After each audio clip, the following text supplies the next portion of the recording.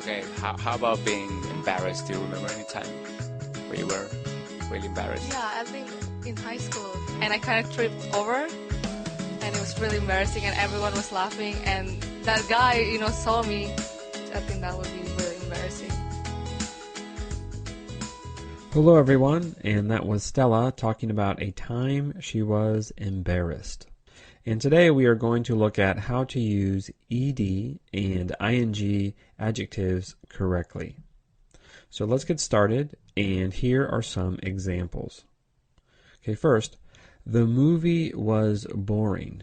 The movie was boring. Here we use ing because the movie creates the action. But now we have, I was bored watching the movie.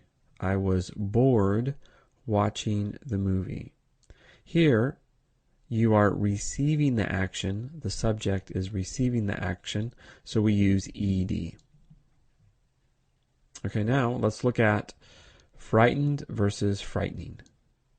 We have, the storm was frightening. The storm was frightening. Here we use ing because the storm is creating the action.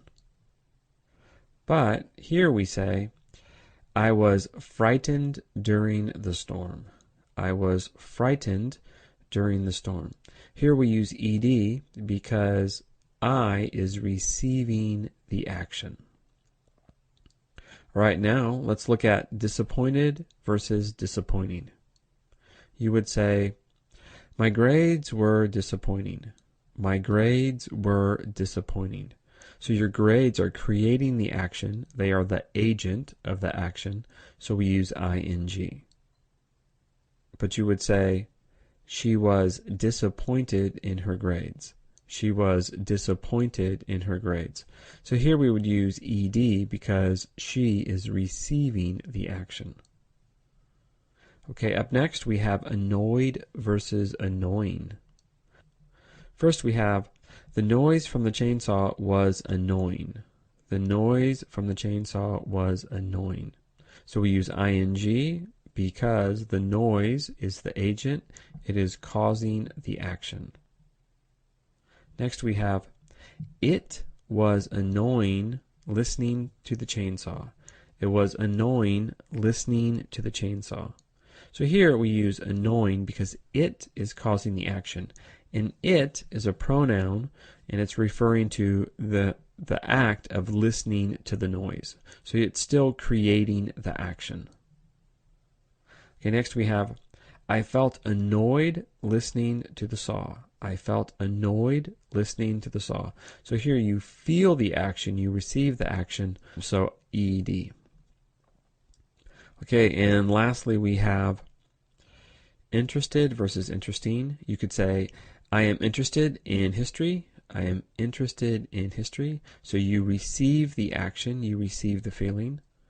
And you could say, ancient history is not interesting to me.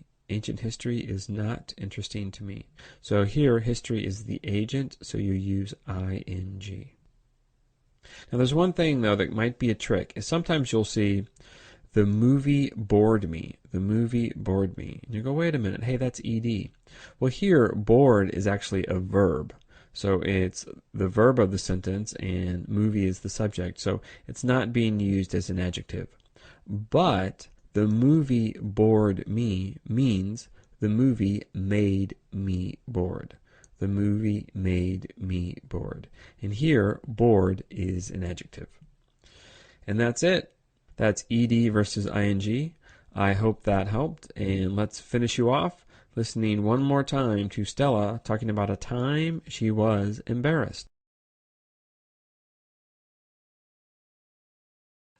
Okay, how about being embarrassed? Do you remember any time where you were really embarrassed? Yeah, I think in high school, and I kind of tripped over, and it was really embarrassing, and everyone was laughing, and that guy, saw me.